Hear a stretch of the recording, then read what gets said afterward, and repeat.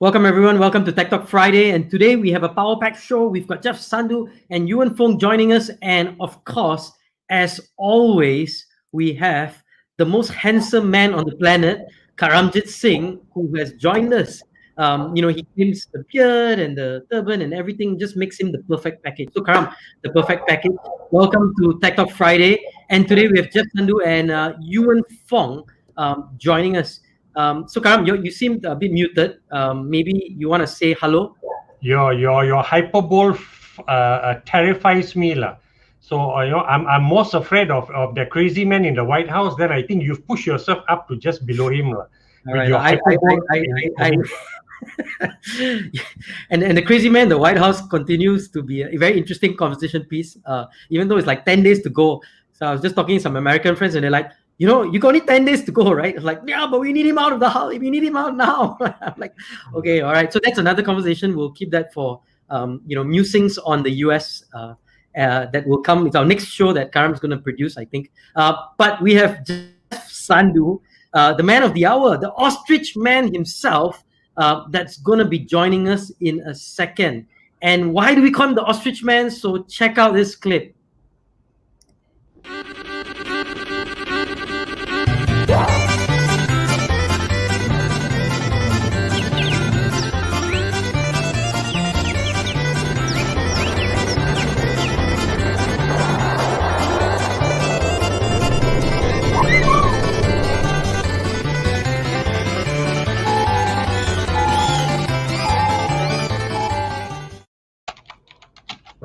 So Karam, we have the ostrich man, but I think this was, so for those who don't know, Jeff Sandhu is the guy who actually filmed this viral video of an ostrich in the Federal Highway many years ago. I think that was in 2016, if I'm not mistaken. So Karam, but Jeff's transformed himself. He's no more the ostrich man. I think he's now the man, right? What do you think, Karam? Talk us a bit about Jeff Sandhu, maybe a 30-second introduction, and let's get Jeff on the show. You want to do a quick introduction to Jeff? So Jeff was one of the pillars of what I consider the best radio station in Southeast Asia, right? BFM. Yep. And I think Jeff was one of the pillars, and he was the producer of the Tech Talk show that I tormented him with, apparently, every week, and then he pushed me to once every 2 weeks. Then he managed to push me to once a month. Then he managed to push me off the show entirely without me realizing it. Yeah, something quite incredible. He's ready to be our United Nations, permanent representative, man, at some point. But anyway, that aside, the reason why, he has moved. So the incredible exposure he got, meeting so many interesting people, right, and the big, wide lens view he got of issues. In the end, made him perfect for 42 KL, right, which is actually 42, right? Equal 42 in France, to be the head for Malaysia. But the reason why I brought him on is so he's steeped in digital talent now, but also because I was reading an article where Amazon now has declared that they aim to train 29 million people, 29 from around the world to equip them with cloud skills. And Amazon plans to do it for free. And the reason why they want to do it is they say over the years, they've been hearing from their technology vendors and their clients who want to move on to the cloud. Same issue. We just can't find enough people who are familiar with cloud technology to help us make the move or to help us make the move successfully. Yep. So when I saw, and Amazon just declared this 2 weeks ago, and the news is not out in Malaysia because, they just publicized it there, but I came to know of it. It just blew me away because this is one of those like trigger points, that you're not aware of. Like, they said the flutter of the butterflies in the Amazon or whatever has some effect. So this to me is a massive thing that they're going to do, and they're going to do it for free. And they may partner with some people in Malaysia who are already providing the services. Like, hey, here's our curriculum, right? Not Roshan, I like what you're doing. Can you use your curriculum? They want to use their curriculum, so they say enough of waiting for everyone to do it. We want to do it ourselves. All right. They want to train 29 million people, so you can have this for free. And I thought, hey, will this be competition for 42 KL and like even for Howie Chang that we brought on, right? Howie, with Forward School. So, but because we just brought him on, so I said, let's bring Jeff on and hear his perspectives of this. They're training their own talent. Part of Sunway, right? Yes, true. Sunway, I know Sunway may even, university may even have like cloud cloud, a diploma in cloud skills, right? But now that is going to be disrupted by this free offering. So let's get Jeff on. Also, let's just do that. not just to hear about this, but also how 42KL is doing, because they've got an amazing program also. But Jeff, thanks for being on the show. And I feel an incredible surge of power actually, because I now have the mute button. Okay, if I don't like what you say, I'm going to mute you, bro. This is Jeff for 5 years of pain that Karam went through, having to have you as a producer. Now he feels that he can. The only problem is that our producer is doing the muting, not Karam. So not sure. Yeah. I just wanted to play him, lah. I wanted him to sweat, lah. Come on, you are a real spoil sport, lah. Okay. Anyway, all you people, if you're having a fun party, you know who not to invite, okay? Because spoil sport. Okay, with that, Jeff, talk us through. Jeff doesn't have much time, okay? 42KL, yeah. Yeah, I think Karam is right to say that, I think the what he's trying to portray here is that education is really changing, and you see the industry leaders like your Amazons are now getting into the game of education. You also see Facebook that have kind of similar-ish programs to train people to utilize, their own sort of, platforms that they have. You see it with Google as well, right? Google themselves have like sort of their own kind of universities or sort of skills or programs that will then accredit you as, you are a qualified Google CRM, user and stuff, right? All these companies, especially the tech companies, are doing this. And why they're doing this is because it's just, the current education curriculums are not meeting the demands of the IT industry, right? It's moving so fast. So in 42KL, we also noticed this, right? In the sense that the pace of technology is moving so fast forward that it's really hard to actually change what is, so-called legacy in that your traditional education model has not really evolved over the last 60 years or so. It's still predominantly the same. Moving your syllabus to going online doesn't mean you have evolved and changed, right? Your syllabus and the way you teach is still the same. So for us, is that we realize if we were to come up with new programs, new curriculums, new sort of maybe areas of blockchain and AI, it will take maybe about a year and a half for it to get sort of like accredited from, like your MQA. And then maybe in a traditional education sense, it takes about like maybe 3 years for a degree in this new artificial intelligence curriculum. And then you combine with maybe another 6 months of internship. All in all, you are looking at about 5 years from the time you created that curriculum by the time you actually get the student. 5 years. And in 5 years' time, that is 5 different iPhone generations, if you think about it. And five iPhones ago was very different from what it looks now. So we need to be faster.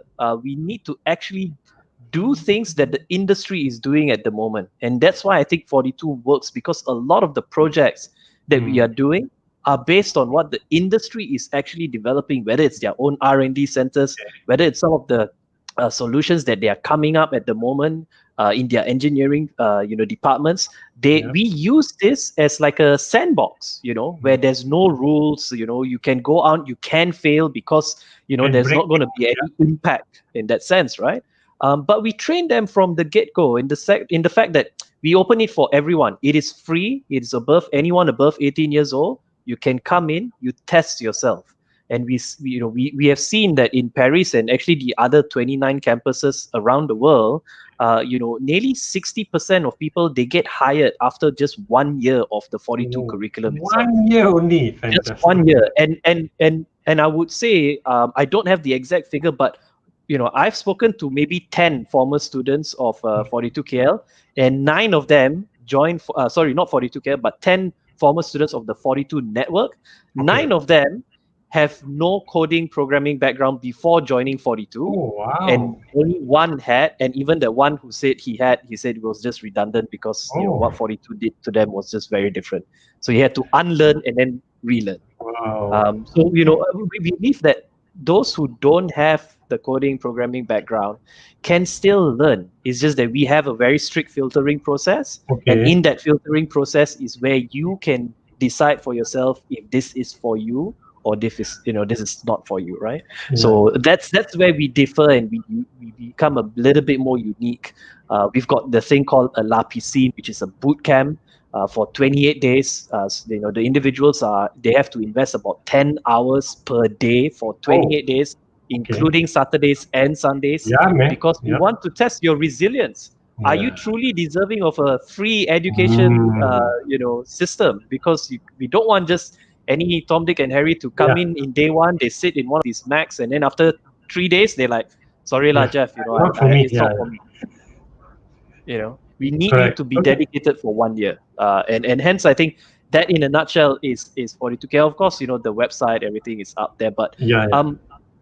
I think education itself will change, and I think 42KL, especially it is part of Sunway Education Group, right? So Yeah. which has the university, it has the college, it even has the international school, which looks at how we can innovate education, and No, I but think if you that's talk about how you can innovate, if I was the dean of the if I was the dean of the computer science school listening to you now, I would be terrified, because you're talking about from the moment the new program is created and trying to get it through. MQA, by the way, is the Malaysian Quality Agency. Is the agency that you have to get if you're a university or you have to get your programs certified by them that okay, the module and the curriculum for this is good. The students should go through this.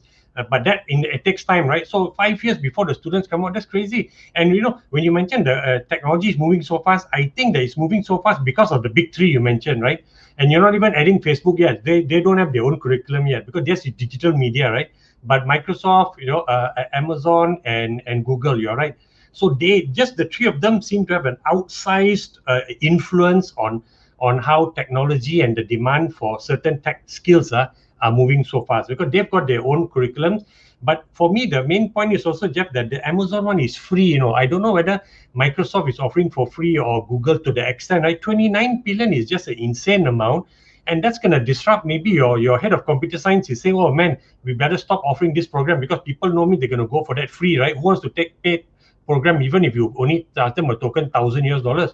So it's going to disrupt all universities that have that kind of program. I think you guys are safe because yours is a very project-based, real skills and breaking things and learning, right, as you go along. So you're at the edge of any changes that happen. Your module, your program, the way you've crafted it makes you future-proof, whereas the universities are not any university. So is that a fair comment that it's really a dire straits for universities as word gets out that they're going to do this, and then who knows, after SAS comes and say analytics going to be free, we're going to train 15 million people around the world. Koyak lah. Or for those non-Malaysians, we like to say koyak lah. I mean, you're right in the sense, like, yeah, Amazon can do that, right? Because they are such a giant. And when they do it, I think everyone else will stand up and notice. The fact that Sunway Education Group itself is doing this shows that we rather do a innovative, disruptive education model to see how we can then implement some of the areas into a traditional education system itself, right? Because again, I think in this 42KL peer-to-peer learning kind of system is not for everyone. Oh yeah, it's for a very select type of individuals, those who maybe looking for that second chance, those who don't fit that kind of box that we sort of identified in the early days of your education profile, right? So I think it's looking at elements that 42KL is doing with this kind of like really innovative model. What are the elements can be used so that the university, the colleges, the international school that's under SEG can also then adapt and innovate as well, right? And push the needle further. For the Amazons, they could also possibly maybe in the next year or so, they maybe say come to KL and they will say like, okay, you know what, all Malaysians can apply for Amazon's courses for free and stuff. Then how, right? So what we're doing here is at least we are trying to test the waters and experiment some of the ways that we can do it. It's better to you do the disruption. You disrupt yourself, yeah, exactly. And then at least you are better prepared, right? Rather than you just sit down and wait for something to happen, because True. I mean, these tech companies, they will Yeah. venture into every single sector. Education is just one of Yeah, them. I'm sure they'll go exactly. into all sectors. You already see that happening. So I think for everyone listening, I think that's incredible. I tip my turban to Tan Sri Jeffrey Chia, because you've got an established business model, but yet you have the foresight, or maybe you're driven by fear. Fear is also a great motivator. It's, hey, we better disrupt ourselves, right? So for a institution, a conglomerate that earns at least 100 million ringgit revenue a year from its education arm, to come and say we want to host 42 KL and we want to have it in our backyard and learn from it and adapt from it, it's amazing, man. And that also tells about the entrepreneur flair that we have in this country. So very exciting times then. And I'm heartened to hear that, Jeff, right? It's in a way it's a risk, but they rather take the risk than wait and deflect and then in the end get disrupted, right? So exciting. It's a risk, but yet it's not really quite a risk, because it's not like 42 is an entirely new thing that we designed from scratch. Okay. Yes, true, Forty two has been around since 2013, so Yeah. it is something that has been in existence Already for there. nearly Yes. 8 years But it cannot now. scale, 8 years. Although you say You know? 26 countries, but they're so selective, like 400 in your Yes. current cohort is 400, right? So And Malaysia is like the first in like Southeast Asia, yeah. to do it, right? We've got 42 Bangkok, then we don't have a 42 Singapore, so not yet, so at least we it's shown that Malaysia, but especially Sunway Education Group, and obviously MDEC as well, right? They were involved from day one. They were the ones who actually identified 42 as well, right? So when they saw this 42 model. in Paris, they our former Minister of Communications and Multimedia, YB Gobind Singh, he came back and basically told MDEC to say, like, we got to do this Equal 42.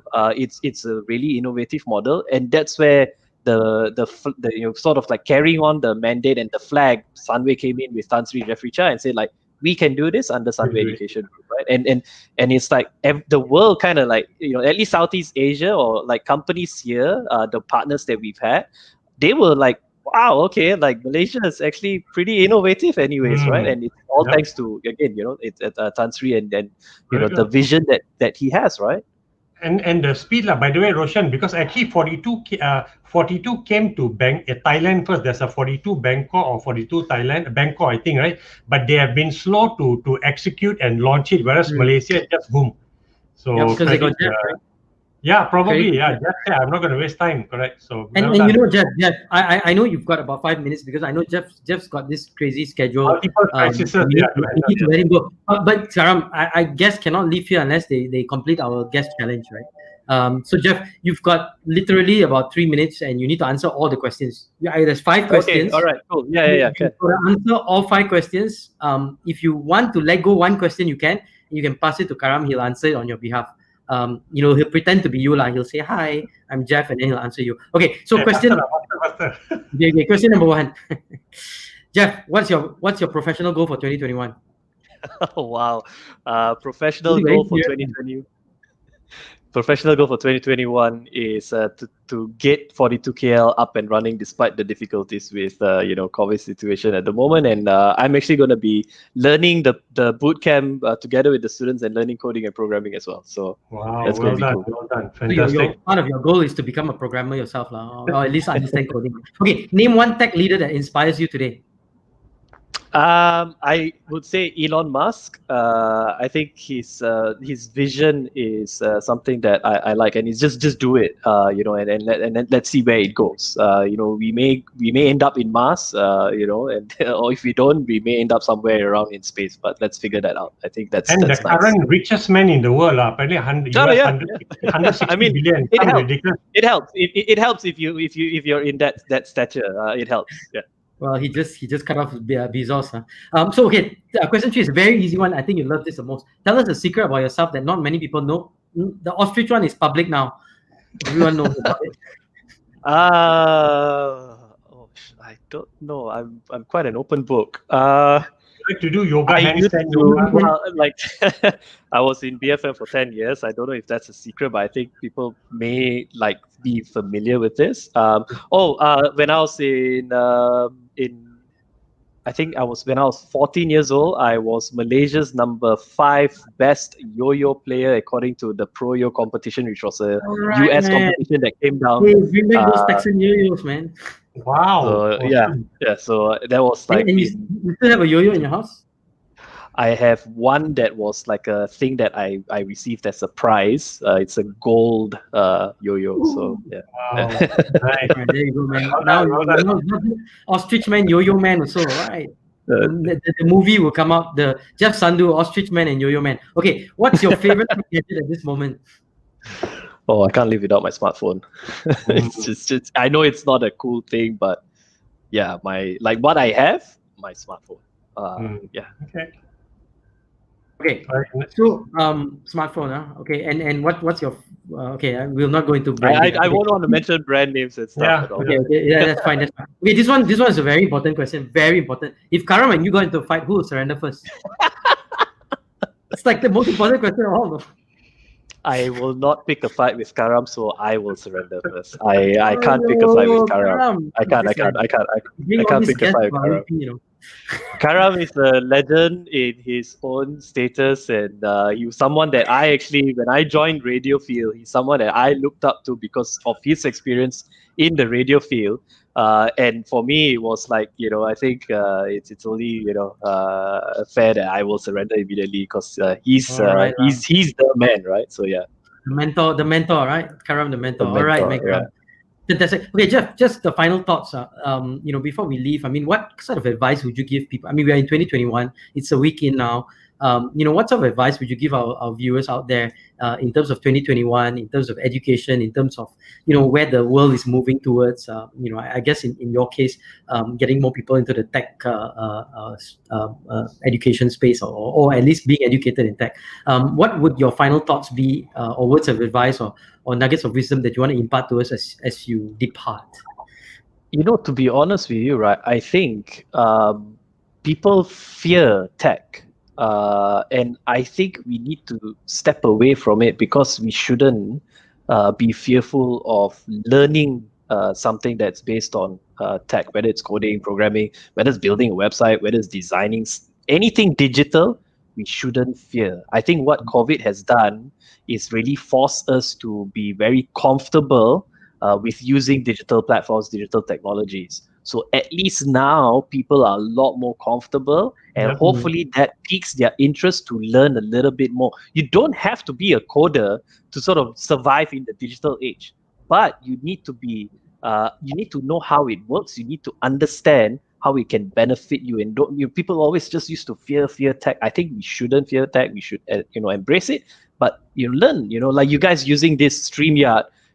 4 years down the road, if this show was like going on, we're like, hey, let's go live stream. There was like probably a lot of resistance. Now it's like, just go stream it. You see companies doing that too, right? So why can't that mindset be applied to anything that you do? Just do it first, and then we figure this out, right? So I always like the kind of mantra. Fantastic, Jeff. Thank you so much for your presence. Right, and thank you. All the best in 42KL. I'm sure you will scale great heights, just like how you made BFM great. Now you'll make Sunway great through 42KL. So I've got a great team here as well in Sunway iLabs. So it won't be just down to me. It'll be the team here as well. So yeah.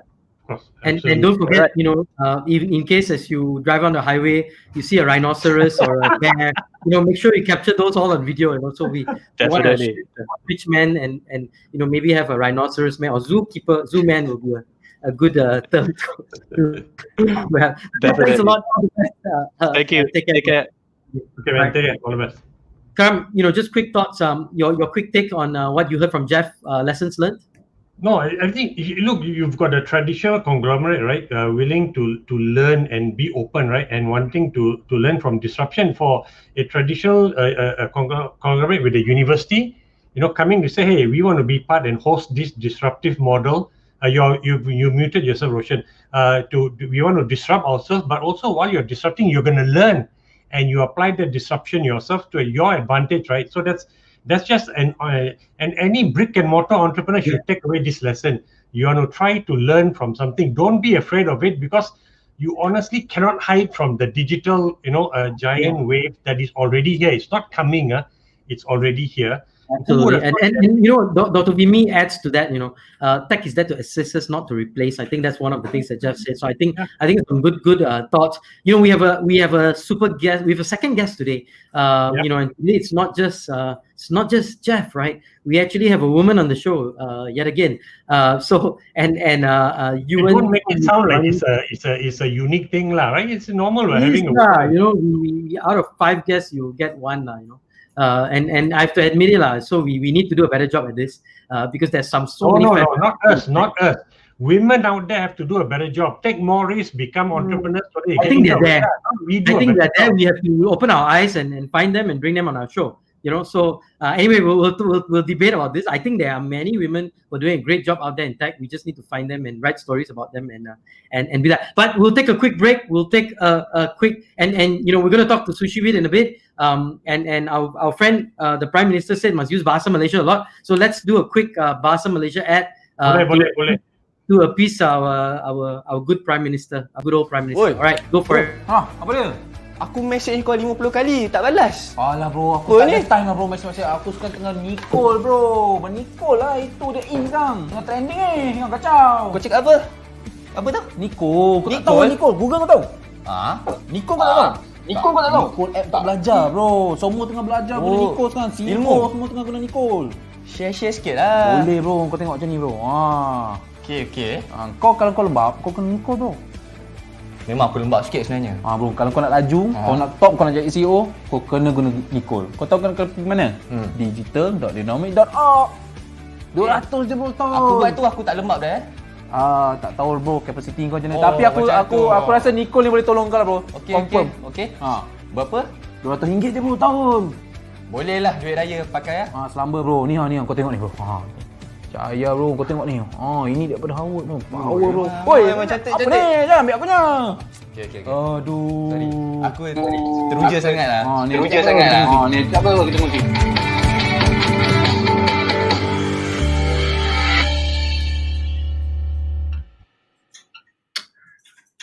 Welcome back to Talk Talk, and today we have a special with Nicole, 30% off promo code for Christmas, but it's not on the Nicole.app website, it's on a special website, bouncebacksummit.org/Nicole Gifts. Get out there and you can get that special promo. Our producer will put the link on the social media pages. So that's Nicole for you. Karam, we have Yuhwen joining us today, and I think we have a little bit of an intro for Yuhwen. I don't think we have an ostrich for her though. I don't think she's known as the ostrich woman. But Sashi, we are going to call her the sweater girl, or she's known as the sweater girl. She's very scared of cicak apparently, and she wears sweaters in Malaysia. We got to ask her about that. So let's bring Yuhwen Foong into the show. Yuhwen's the founder and CEO of Sushivid Videos, right? Hey guys. Yuhwen, welcome to the show. Hi, thank you so much for having me. Yes, I am. I don't know what's up with my body, right? I'm always cold. Regardless where I am outside, I just need to wear my sweats because I'm just really cold. You're not wearing a sweater on. Yeah, but I have socks on right now. Check out my socks. So is it a socks? Okay, just don't do what Ganesh Banga did and bring out a unicorn and go into a spa or something, you know. So yeah. But you know we tell us a bit about Sushivid because I think not many people know what Sushivid does, and I know there are a lot of questions on influencer marketing, but tell us a bit about self and what you guys do. But also, Yuhwen, sorry, one more. Also, the difference between I guess influencer marketing, KOL, which is key, online leaders, and social commerce, because coincidentally, there's a startup here that has raised $1 million from a NASDAQ company. They've not disclosed which NASDAQ company, and this company doing social commerce has only been around since like September last year. So can you imagine in a space of 4-5 months, you managed to raise $1 million in seed funding? So obviously some people think social commerce is big, but you are in this influencer marketing space. So share with us whether there's an overlap or they're each distinctively different. Thanks. Okay, so Sushivid is a influencer marketing company. So basically, we engage influencers to do marketing campaigns or sales or share, amplify your message however you want. Because last time, right, when we watch TV, it's like, okay, you kind of have to sit through the advertisement and just wait for your show, right? But nowadays, during advertisements, we all play with our phone. We browse our phones all the time.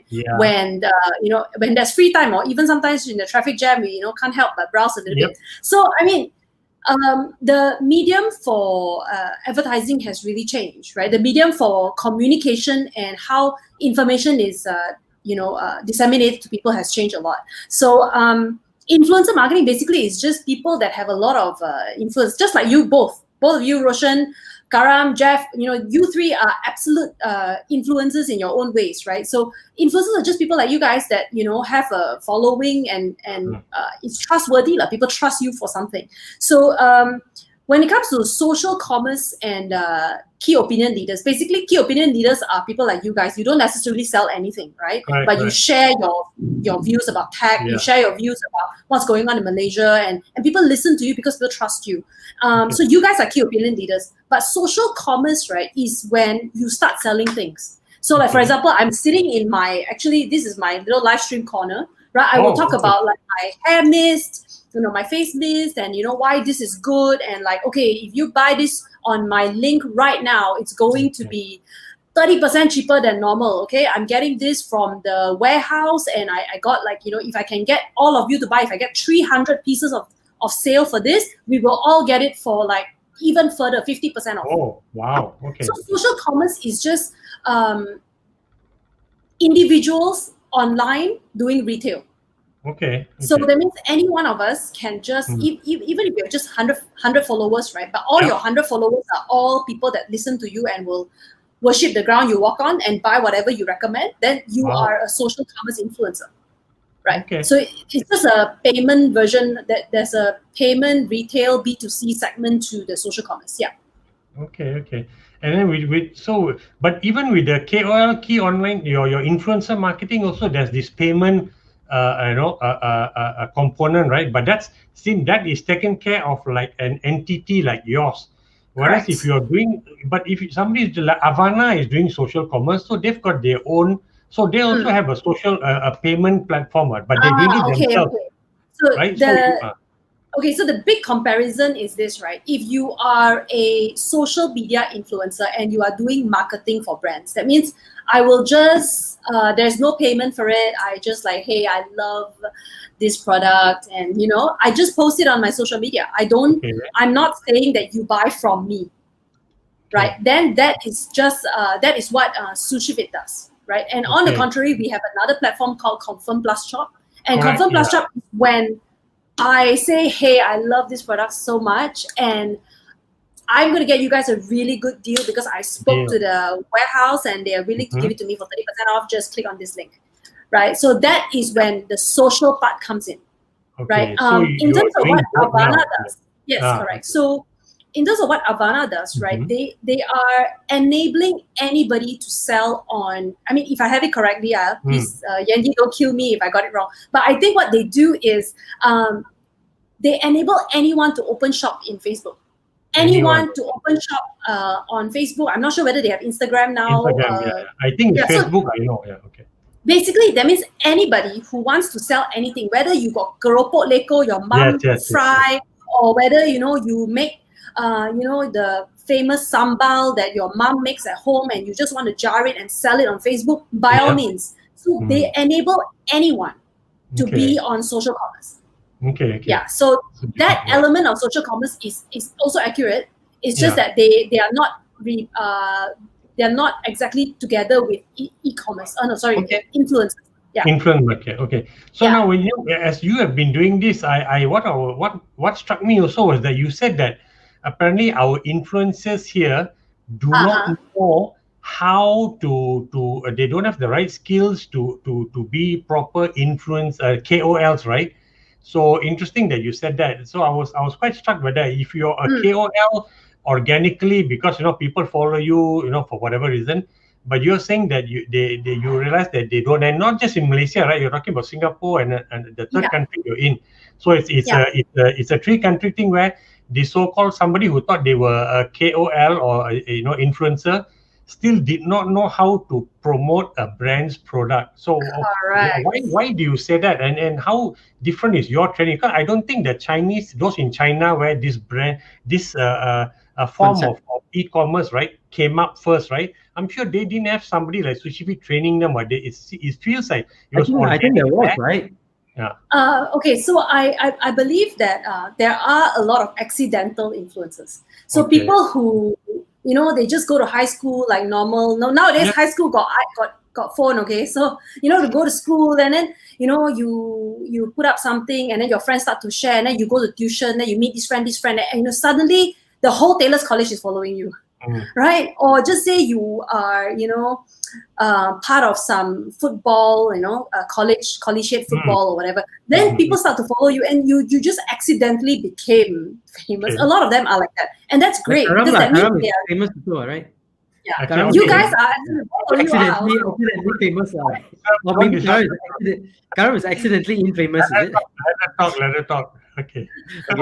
So these people who are organically famous, right? They suddenly have so many people messaging them. And sometimes we believe, right, that the influencers are divas, you know, like, oh, they're very bad, they blue tick, they don't respond. It's just not their fault. It's like suddenly they're just bombarded with so many people wanting to talk to them, right? So a lot of them, they don't know that they are famous, or they kind of like don't know how to monetize it, or they, you know, have parents who are like, oh, you want to be YouTuber, please don't, you know, go and get a proper job. I mean, still, parents are like, you know, go and be a doctor, lawyer, engineer. They're still not in that whole mindset of like, oh, my daughter want to be a YouTuber, sure, you know, by all means, you know, mama is going to support you, buy you all the equipment. That's not going to happen, right? So a lot of them would rely on external sources like us to assure them that, hey, it's really okay for you to be a full-time YouTuber. It's totally, you know, you can make a living out of this, right? So we really happy. Last year we paid easily 5,000 unique influencers, different influencers, right? A minimum of 2,000 for the year, right? So minimum of 2,000. So we're trying to ringgit or US dollar? Ringgit. So we're trying to show like, so that's the minimum, right? So some of them upwards of like 30,000 a year. Right, just from my platform alone. So you can imagine they may probably make from other platforms as well. Right? And if they are involved in social commerce, right? I mean, these people, they come up with their own brands. If you drive past now, you know, the highways now, do you see the billboards of like, you know, these brands, this Malay cosmetic brand you never hear before. And these people are making millions, okay? Because they themselves are influencers and they're making millions, right? So some of them that are more savvy and maybe urban, right? They are able to monetize. And then some of them are unable to monetize because they don't know. So we are kind of like fostering this long tail, fostering a lot of them to assure them that, hey, there is something of a career here, right? A lot of you may already know, like, you know, 2010, I actually quit my job as a banker and became an actress, right? And during that period of time, it was so difficult. I don't know where to find jobs, okay? I don't know anybody because I studied investment finance, right? I have no mass comm friends. I don't know how to get into NTV7 or 8TV or BFM. I have no idea, right? So the first thing I did was like, okay, I want to get into this space. I don't know how, right? And over the years, you see and my aspiration was Michelle Yeoh. Okay, I'm like, okay, I'm going to be the next Michelle Yeoh. Okay, I mean the girls got big dreams, but you know. At that point in time, I was really struggling to find, and I was hungry, okay, and I was willing to learn, to put myself out there, to create decks about myself, but I don't know where to put it. So Sushivid is that platform that enables you to find jobs when you don't know where to find, you don't know where to get started. So that's what we do. So interesting. It feels like the inspiration for Sushivid also was your own experience when you came out, right? Gung-ho. And felt lost, and then if you look back, it's frustrating because you've lost time, right, in trying to make the right connections and wonderful. So I didn't know that aspect of the motivation for Sushi, because I know you were in Singapore, you were working with some of the top startups there, and then you decided to, you know, come back and do your own thing. So you know, that's kind of interesting. So at least you built up a good skill set also, and you've seen how other startups are doing it. So hopefully you learned some lessons when you came back and launched Sushivid, right? Yeah, correct. But at the end of the day, the heart of it is that, you know, Malaysia has lost so much of our talent, right? Because even for me, my parents were completely like, I gave up, you know. You want to go and be an actress, right? I give up. You know, my family just really just give up, right? And to me that's just so sad, because we over the years, I mean, when you guys were young, there's probably Sudirman, you know. When I was young, there was KRU, and then there's Situ Nurhaliza, right? After Situ Nurhaliza, what do we have? It's been years. We don't have much to show for. I mean, and Yuna and Ravi, all these people have to go to the US. Right? What happened to our creative? Like, so back in the day when 2010, 2015, maybe even 2015, not many YouTubers, you know. Nobody is supportive. Nobody is supportive of the whole industry. So I thought, okay, let's do something about our creative industry. You know, that's why. Nice. Congrats, man. Coming up to 5 years now. And I think last year was last year a record year revenue-wise for you all, although, you know, everybody got hit by COVID. Yeah. It's a record. It was still a record year, but although it plateaued a little bit, like, you know, because I think I really held back. I mean, really just be conservative and try not to overspend the money, because we really don't know, you know, what's going to happen. So we scaled back, but, you know, thank God, you know, the business came through, and it's just suddenly a lot of people started live streaming as well. So we weren't prepared to launch our live stream. But then when March came, and it's like, oh shit, sorry, shouldn't have said the 4-letter word. But yeah, you know, like had to really, you know, just go. So we launched so many things in a hurry, right? And then so a lot of things also fell apart, you know, a lot of team members burned out. But it's overall a good year still, you know, for the company. We really went all out, like, you know. Yeah. So revenue also. So remember the keyword, record revenue year last year. Fantastic. Yeah. Thank you. Do you see a lot of people coming to this space? I mean, is there many competitors? I mean, it's quite an easy space to get in, right?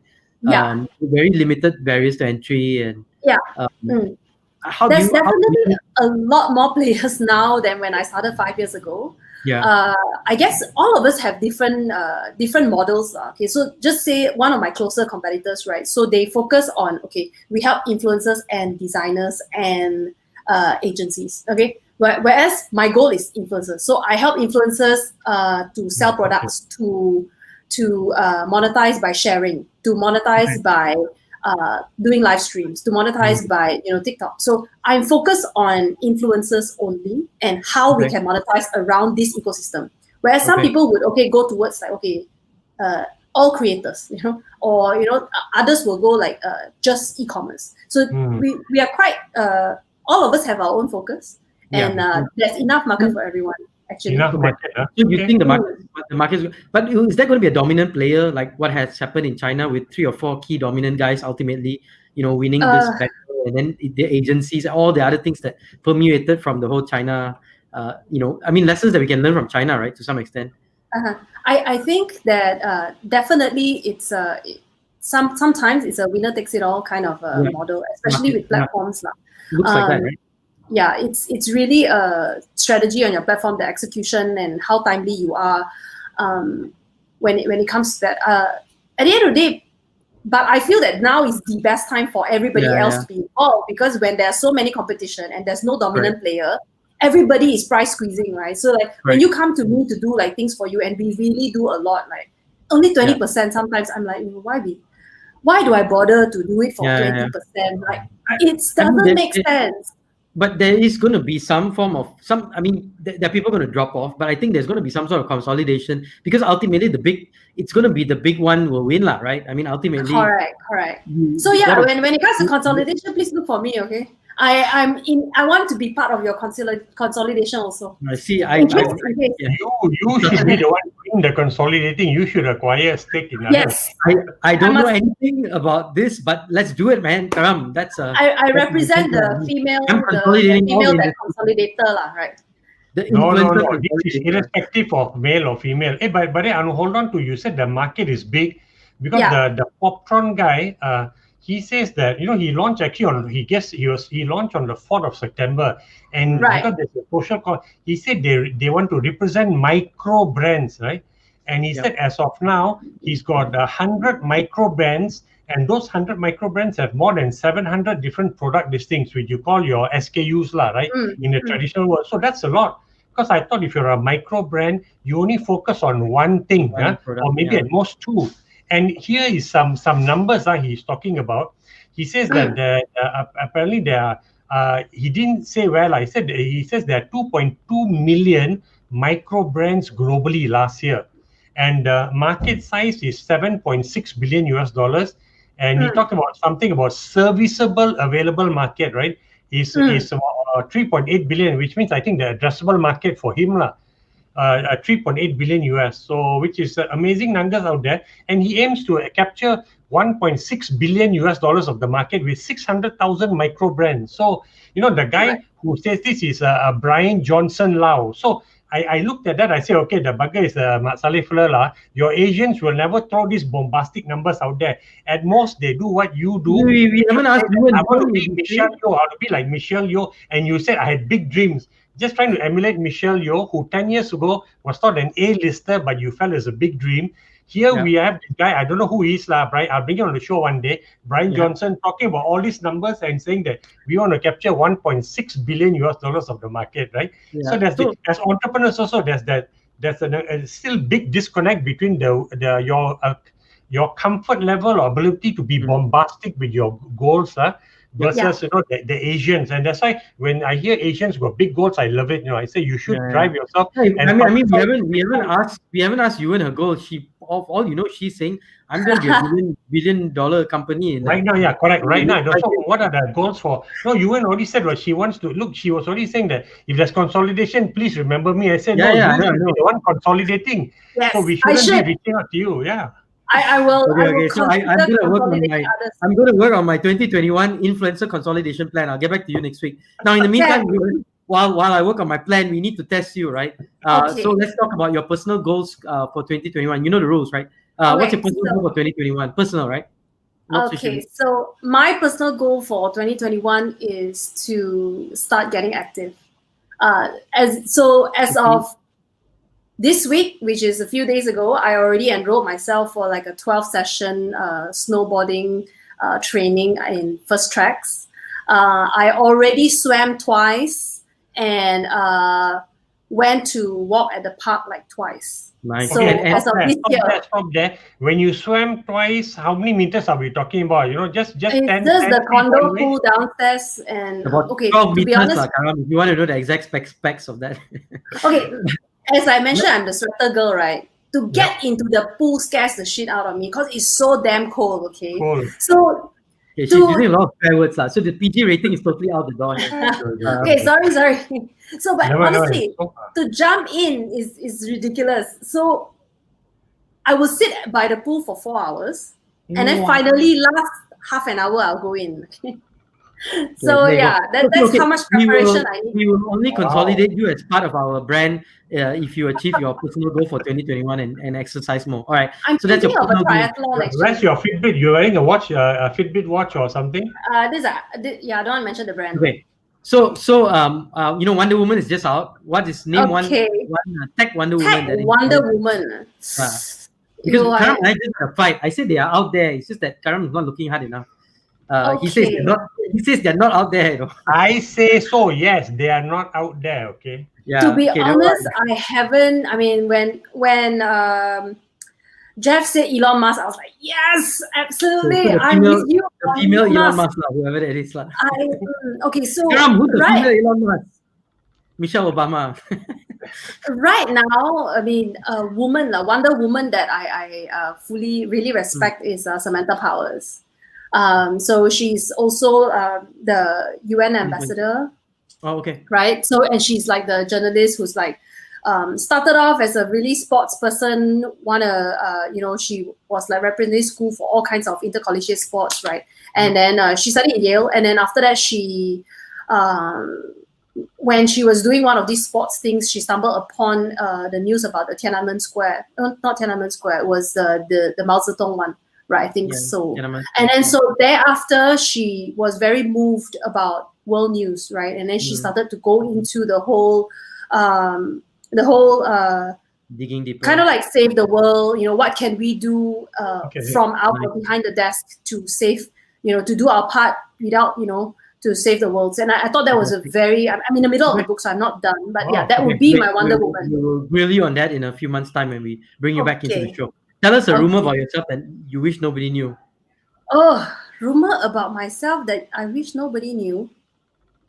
Oh, we can. I don't. I'm very transparent, you know. I mean, everything that I do is online. Like, I don't know that if anybody wants to dig, the news is there. Right. Okay, Yeah. fine. We'll let you pass. Who's your favorite influencer at this point? Ooh. Okay, my current favorite is this girl called Aziza Jane. She has about 43,000 followers. I'm working with her at 8 o'clock tonight for a live stream for a brand. Nice. She's been so nice to work with, very flexible. You know, I asked her for an extra post. She gave me an extra post. You know, so she's very, very nice to work with and very, very responsive. So I think she's my favorite. At the end of the day, right, when it comes to influencers, it's just human to human interaction. Yeah. The most important thing is that you are nice to work with. So even last time when I was a signed recording artist, right? My manager always told me, don't be a diva. Nobody likes a diva. Never be mean to people. Never try to think you're above people, right? So like this girl is a really humble person and very nice. Yeah, I like her. Hey, Karam has 50,000 followers. How come he's not one of your favorite influencers? You know.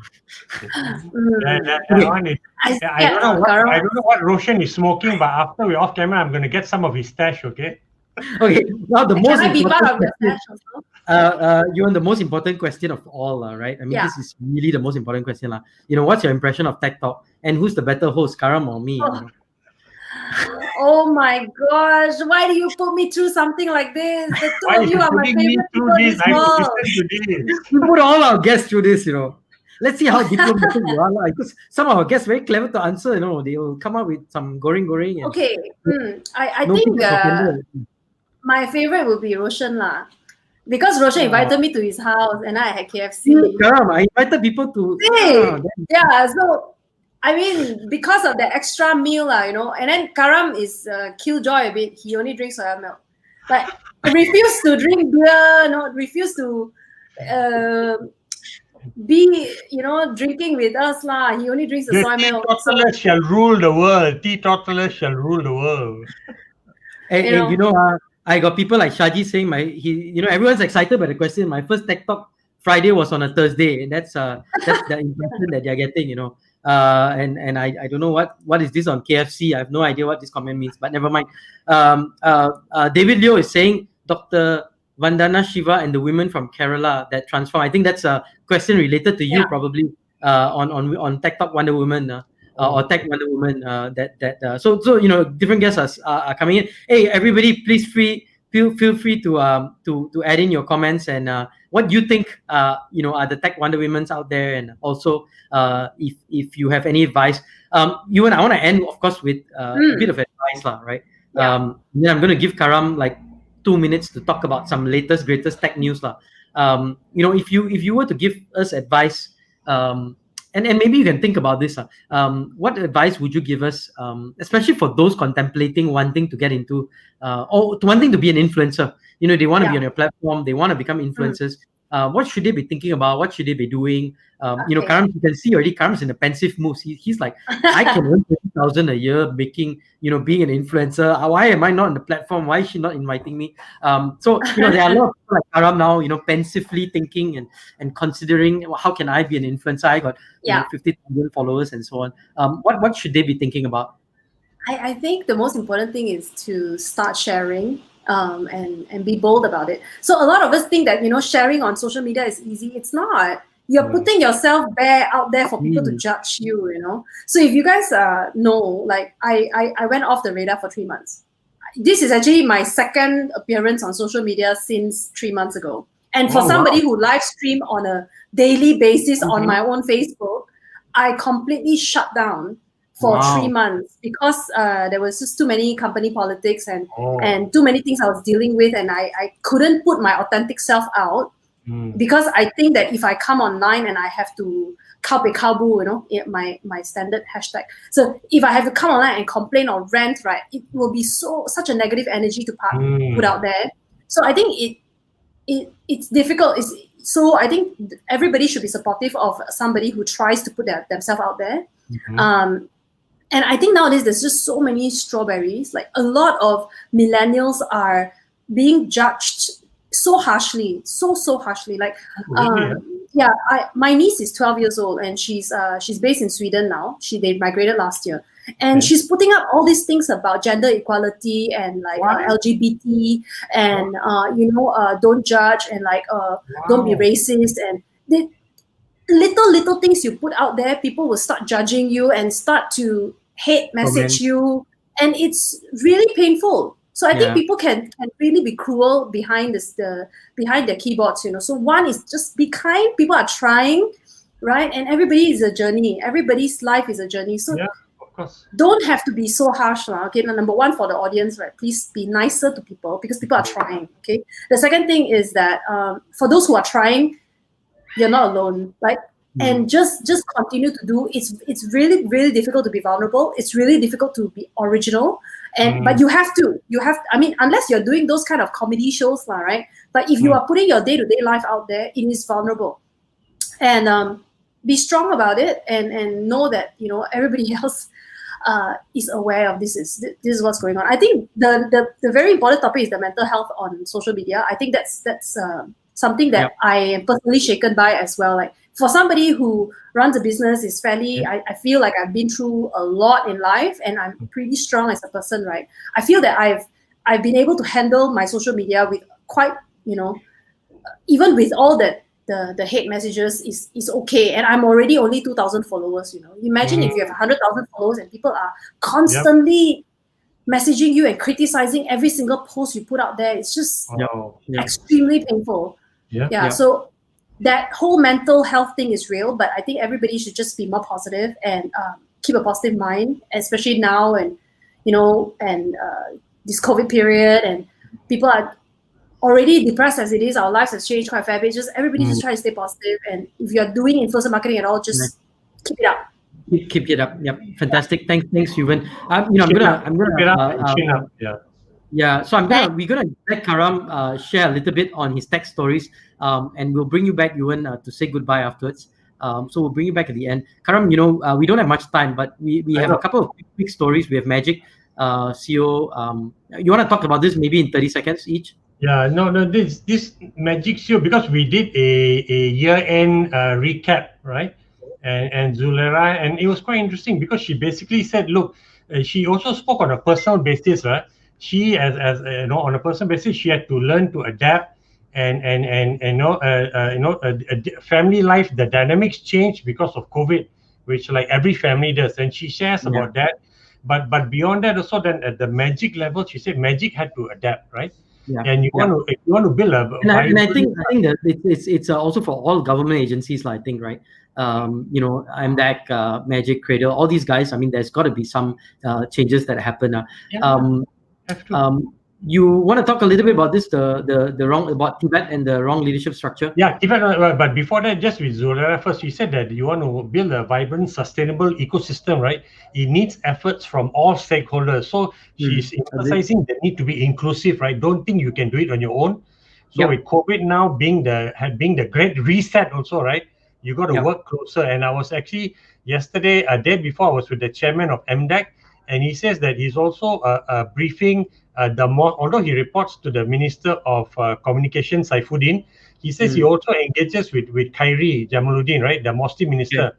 So, and I thought that was a great thing because they need to communicate more with each other so they can work closely together. So that's an example. Zulera is talking about that because she reports to Khairi, right? And then she also says that it's important to upgrade your capacity building because then the startups can pivot,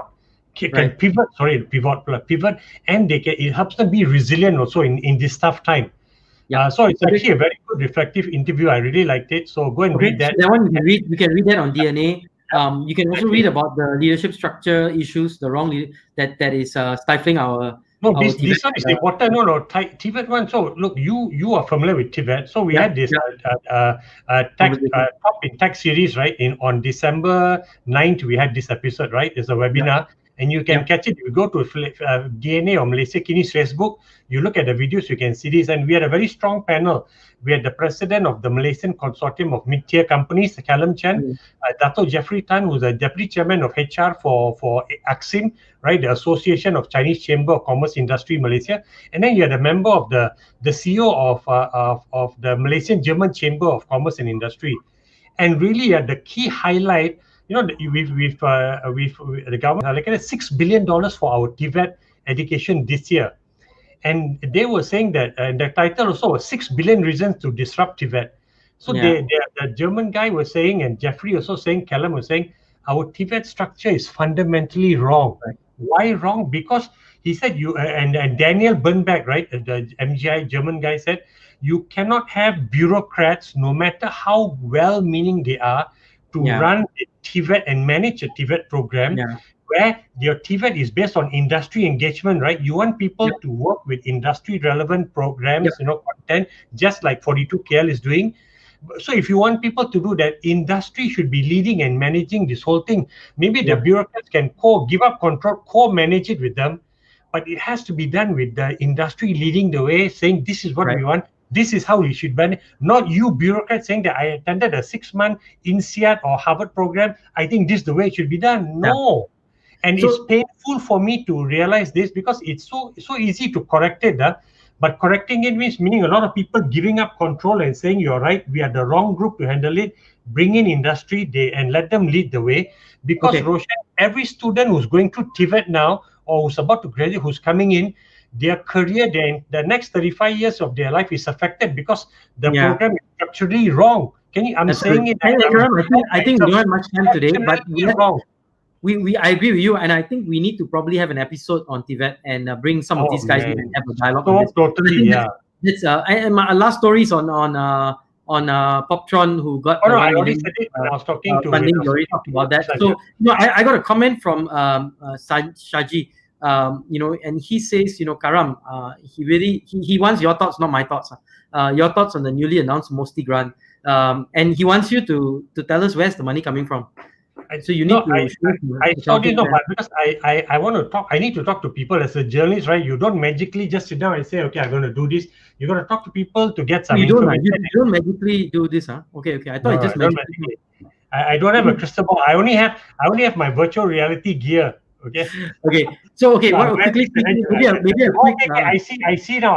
The answer is. Yuhwen just said, that she thinks TechTalk is a comedy show, because just now she mentioned, unless you're a comedy show, sounds like, with your Google goggles and all these things. No, because I knew I was going to get a thought about response to Shaji. Hey, by the way, I quick response to Shaji. No, but I answer this next week properly, right? I don't want to give a half-baked answer, so I talk to people behind the scenes and get some information. But thanks for asking me that, Shaji, right? Keep asking me questions. I'll find out for you guys. We will get you a great answer. And I think the final story was on Sushivid itself, and how Sushivid. So we've already had Yuhwen there. So Yuhwen, we're gonna ask, as always, we ask Karam for his final take for the night. So Karam, lesson learned from today. What is your final lesson that you learned? And you talk about Jeff, what you learned from Jeff, but let's talk about your final takeaway from what you gained out of Tech Talk today and from Yuhwen.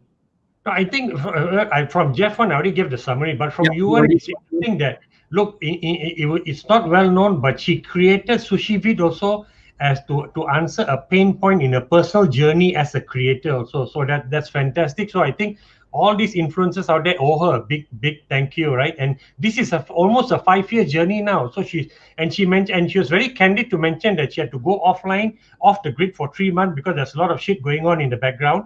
And I appreciate your candor there. Of course, we won't ask you exactly what you have to go through, but I'm sure you came up with a bit more clarity and solving things, because you need to manage the company and align everybody, right? Because otherwise you cannot achieve the purpose. So I'm glad you were able to take time off and get to do that. And you've created a platform for people to earn a living, especially at a time like this, right? I think you mentioned 2,000 people KOLs last year. Hopefully this year you can hit the quadruple that and 6,000, right? Or and 5,000. Quadruple will be 20,000. Oh, 20,000. 5,000 last year, Oh, 5,000, sorry. So quadruple or maybe double, right? So that's fantastic. You're creating a livelihood for people at a time like this. And I think, as you're saying, advertising has changed, right? So yours is maybe the new way to advertise. And who knows, at some point you may be desperate. You may ask Roshan to be one of your influencers also. I've been waiting for you guys.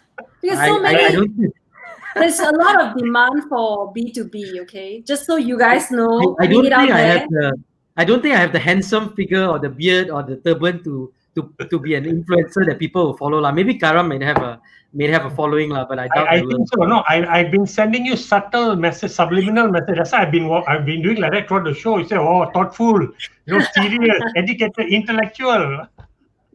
There you go. You got your influencer. But really, Yuhwen. I don't like it. I don't like it. Yuhwen, I didn't know Yuhwen said this is a comedy show. Okay, we're not inviting her again anymore. No, I didn't say it's a comedy show. Roshan said you thought it's a comedy show. She said something about comedy. We don't want comedy shows and all. I wouldn't be able to be a comedy show. I'm so Okay, never mind. But Yuhwen, I lesson for Karam lah.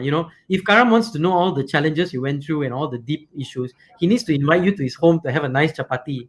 Because Yes. you're not gonna get all these lessons, Karam. So with the homemade soy that he only brought for himself. Thank you. Yeah, so be like me, invite our guests to my house. See, I invite all our TikTok guests come to my house, relax and enjoy and have a real drink, unlike so we're gonna end with rule the world. Teetotalers shall rule the world. we're gonna end with David Leo's comment because David wants to educate Karam. He said, Karam, come on. YB Perry is also the co-chair of the digital. Yes, I know that. So Karam, learn something. Okay, so I don't know. So whatever the comment was, it was meant for Karam. No. He's making the point that collaboration, inter-ministry collaboration. So that's a start. The innovation task force. There you go. Somebody can understand all these comments that we're getting.